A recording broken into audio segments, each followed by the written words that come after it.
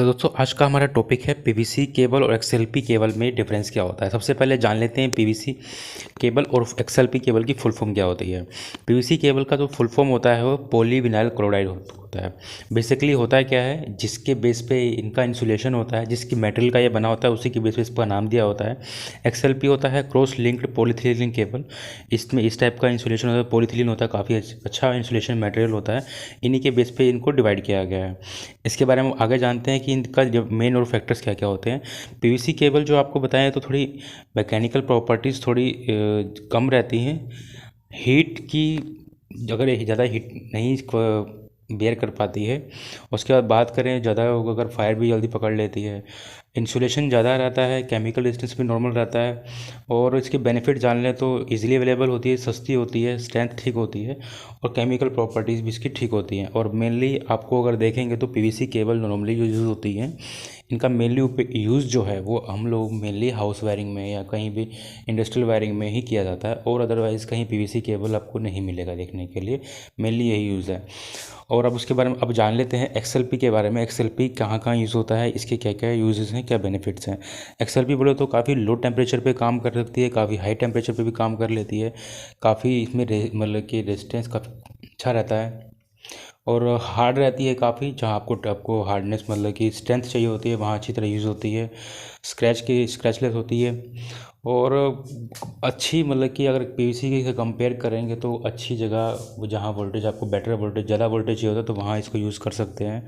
और अच्छा mechanical protection मतलब कि काफ़ी स्ट्रॉन्ग केबल रहती है। और फ्लेक्सिबिलिटी तो बोलूँगा कि पीवीसी से कम रहती है, ज़्यादा तो नहीं रहती है।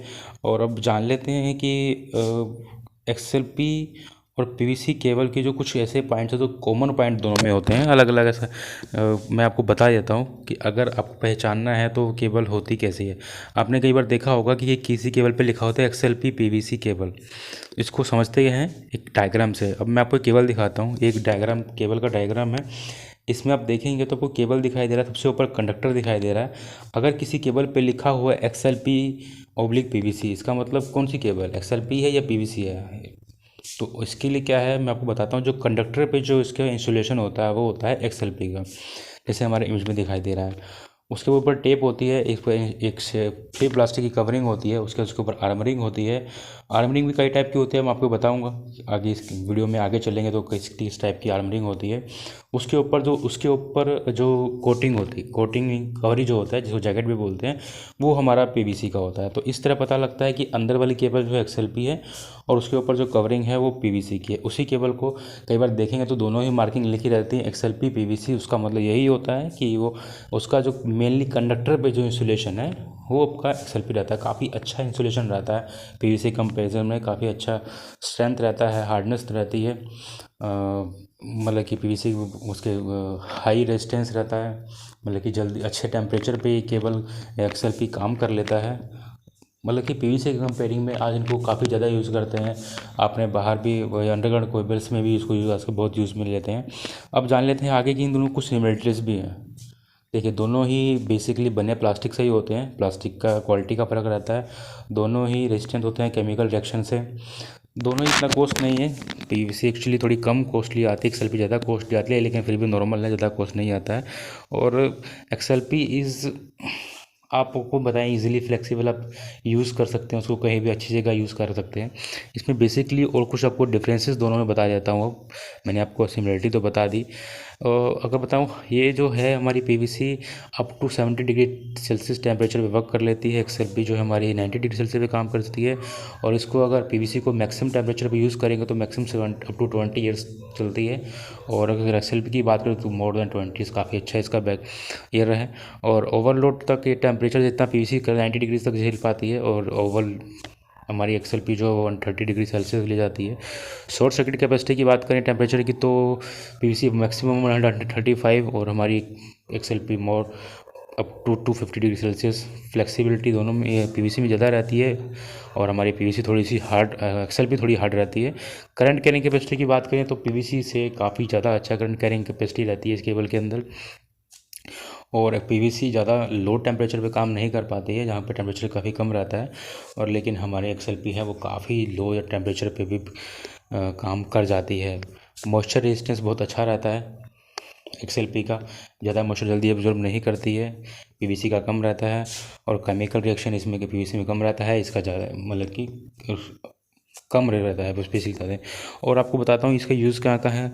मेनली आप देखें, पहले बताया था, पहले ही बताया मैंने कि घर की वायरिंग में ही मेनली यूज़ करते हैं इसको।